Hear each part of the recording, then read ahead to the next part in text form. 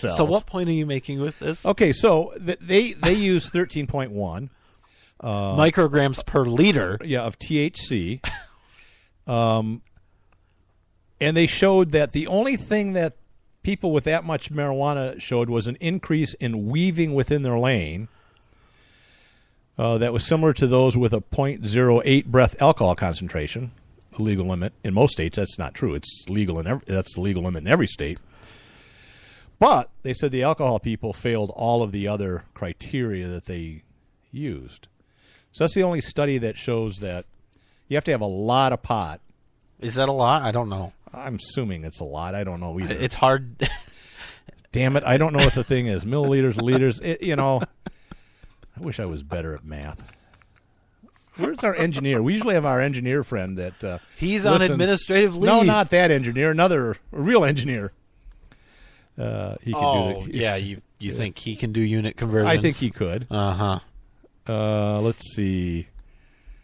Anyways, that's it. So, good for the juries. Yeah, That's the all whole point. my The whole was, point is that there's been multiple cases in Colorado where somebody was being tried for a drug crime, 5 nanograms, whatever, marijuana crime, and the jury is acquitting the people, right? Saying this is ridiculous. We don't care. And then my point, and maybe your point, I don't want to speak for you too much, but please do. I don't think that driving while under the influence of anything, is necessarily should be a crime.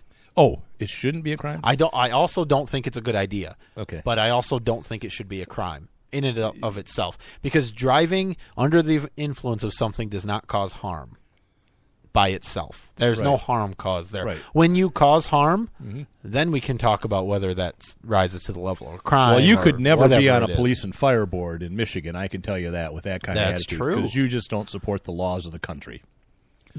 So I was told today. I think the point that somebody thinks you have to completely support the laws to be on a police and fire board is ridiculous and very telling of the police state that we are in, and of the person saying it. The person's acceptance of the police state, and that person might have actually accused that other person of being a sovereign citizen, which that other person would totally agree that I'd rather be a sovereign citizen than a subject. Aren't we all supposed to be sovereign citizens? Yes, we are. It's just that that's got a bad connotation now. Because all those wacko sovereign citizen people out there. Oh, those darn people in New Hampshire. God, live free or die my ass. You got to be under the yoke of the government. Yep.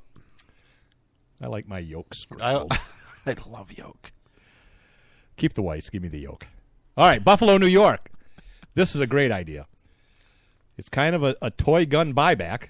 You've heard of the real gun buybacks. I got a breakfast sandwich. Yeah? I thought it was food? Thought it was going to be delicious. It was an English muffin sandwich. I bit into it and realized it was an egg white turkey sausage sandwich. Yeah. It was very disappointing. Really disappointing. Not enough cholesterol for you. Horrible. It was horrible. No fat. It was terrible. It was bad. Yeah, I can see that. All right. You know what fixes that, don't you? Bacon. Yeah, but ketchup. Ketchup. Yeah. Okay. That fixes everything.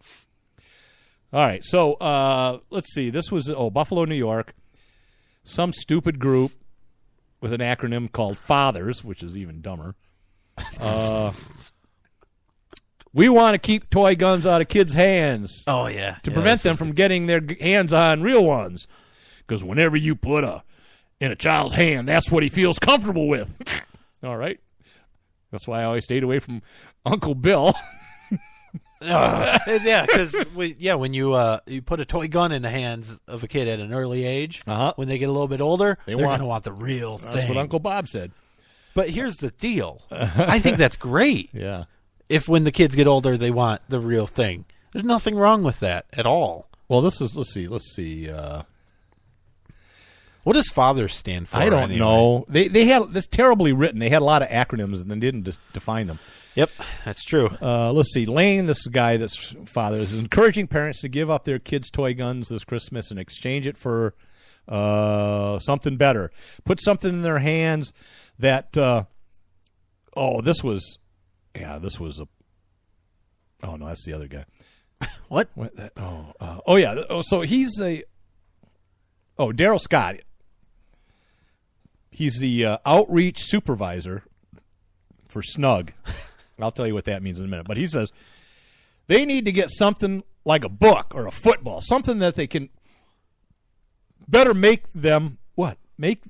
Better them. Make them a more productive citizen in society. Yeah. Because everybody knows that if you put a football in somebody's hand, a kid's hands, they're going to be better. Well, I mean, look at the NFL today. Right. And how productive most of those people are. And we know, Brian, that the people in the NFL never commit crimes. No, they're pretty good as a whole. And a-holes. Oh, you can't say that. Well, you can say a-hole and you can say asshole. Asshole. But he's the outreach for Snug, all right? This is in Buffalo. Now, this is a police department. So Snug stands for should never use gun. Well, so if someone's breaking into your house and raping your father and your brothers and your mothers and stabbing your brothers, you think shooting them will stop them? I think that shooting them will stop them. If you shoot them in the right place. Should never use guns. Snug. We need a Snug. Outreach supervisor with Buffalo Snug. Now, if you put fathers and snugging together, you got something. Ridiculous. Buffalo Fathers and Buffalo Snug. Listen, I was raised with toy guns from a very early age, and I hardly have ever killed anybody. Right.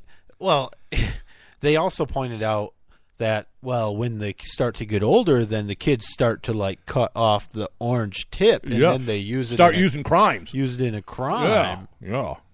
Today's toy guns look real, which is, I don't know if that's true. I had a really nice bolt-action hunting rifle, all plastic, with a scope on it that looked as real as it could be, and this was 1968, and it actually shot plastic bullets. Yeah. They were spring-loaded, and you hit the firing pin with the firing pin, you hit the primer, and it shot that thing out. Oh, yeah, that's cool. And my brother's ass is still sore to this day. From the bullets? From shooting. Listen, I don't want to talk about my brother. Nobody in the family does.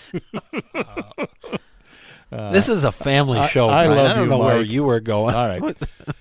But speaking of guns, this is a real gun because a New Hampshire man. Oh, New Hampshire again, those sovereign citizens. Yeah, but he was in Iowa when it happened. Oh, okay. Never mind. He's a man from the New land Hampshire. of the corn.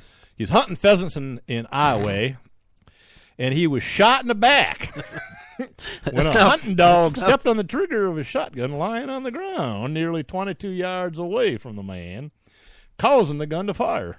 This is probably not appropriate. Yeah. Did the man happen to be an off-duty police officer? That would be justice. So no. To get shot by a dog. I got it. I don't want cops to get shot. No, I know. But I don't want dogs to get shot. But if they're going to get shot, it should be by a dog. By a dog. Yeah. It seems right. The dog said, "Sorry, wrong address." Oh, yeah. Oh, we had the wrong address. Sorry about that, but it's okay. We'll investigate ourselves. That's not your name on the warrant. The man was transported to the hospital with non-life-threatening injuries. By the way, your wife has to cut your head off now to have it tested for rabies. We'll get to that later. We don't have time. We have to get to it now or we're not. True. We've got like a minute and a half. Okay, Russia barred from competing in the Olympics. Oh, well, kind of. They can compete if they're clean, but they can't. It has to say athlete from Russia. And they can't carry the Russian flag. Right, it has to be Olympic flag. They're like...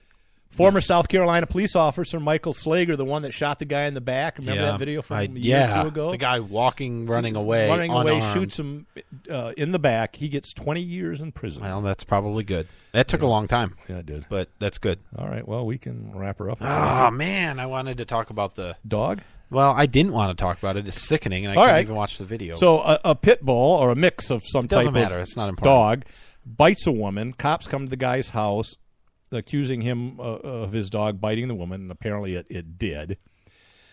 The cops shot the dog and said, now we have to test it for rabies. And you know how you test for rabies? They got to go into the brain to do it. Yep.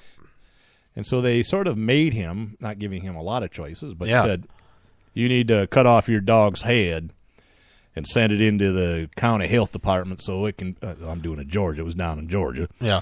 Doing a rabies test. Yeah, horrible. So they made the dog's owner cut the dog's head off, threatened him with jail. Yeah.